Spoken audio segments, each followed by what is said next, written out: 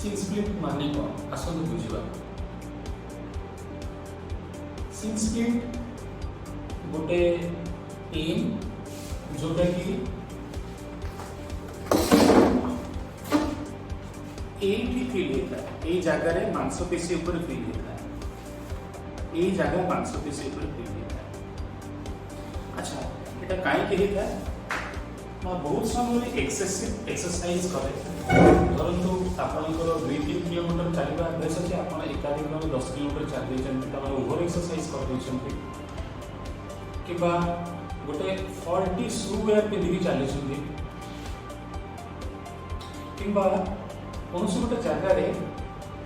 आवश्यकता ठारू अधिक जोर चलिए कि जोर दौड़ा चेष्टा कर बॉडी पाखे हाबिचुएटेड ताहले सिन स्प्लिट ये जो जगह देखिए से जगह गोटे पेन डेभलप करता है सिन स्प्लिट बोली कहू। सिन स्प्लिट माने कौन ना गोड़र मांसपेशी गुड़ा केते गुड़ा कवरिंग भितर अच्छी 3-4टा मांसपेशी गोटे कवरिंग भितर अच्छी आउ 2-4टा मांसपेशी आ गोटे कवरिंग भितर अच्छी जोटा आम मायोफेसिया बोली कही था। मायोफेसिया तारे भितर मांसपेशी थाए जितेबले कौन सी जगह ए प्रकार एक्सरसाइज कि ए प्रकार एक्सरसन निगला ताले कौन हम से जगह लैक्टिक एसिड एक्युमुलेट कर जाए और से जगह मांसपेशी फाइबर गुड़िक मांसपेशी मायोफेसिया मांसपेशी कवरिंग भितर टाइट होकर रही जाए ताको आमे सिन स्प्लिट बोली कहू। बहुत समय लंबा जो मैंने सब दौड़ार अभ्यास अच्छी तांकर संभावना थाए से जगह बोन रे माइक्रो फ्रैक्चर डेवलप कर जाइए तापाई मध्य ए सिमिलर सिम्पटम आसीबो। तेणु आमे जानिबा दरकार जे एटा सिन स्प्लिट रु आसुची गोटे मांसपेशी प्रॉब्लम कि संभावना अच्छी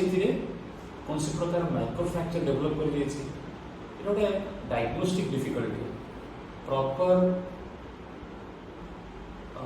स्पेशलिस्ट नहले एटा जानिबा कष्ट किंतु सिन स्प्लिट एति जानि थांतु जे एटा गोटे मांसपेशी प्रॉब्लम मोस्टली ओवर एक्सर्शन जो होता है तार 3टी मिनिमम रेस्ट नेले एवं प्रॉपर ट्रीटमेंट फॉलो कले मिनिमम 3 दिन रे लागे ताको कमिवा पाई। सिन स्प्लिट रे प्रॉपर चिकित्सा रेस्ट एवं ता सहित आनुषंगिक मेडिकल एवं फिजियोथेरापी मेडिकल चिकित्सा एवं फिजियोथेरापी तो बहुत एसेंशियल है। खाली मन रखिथे सिन स्प्लिट डेभलप कला जदि आपण बारंबार ताली पर एक्सरसाइज कर चली भल हम ना गोटे रु आ गोटे कॉम्प्लिकेशन डेभलप कर बहुत समय लोक मैंने से मिस्टेक करती से करतु ना ओवर एक्सर्शन नहीं तेणु रेस्ट ने प्रॉपर ट्रीटमेंट ने भल हो जदि आपण ता न कले ताले आउ कॉम्प्लिकेशन डेभलप करिवो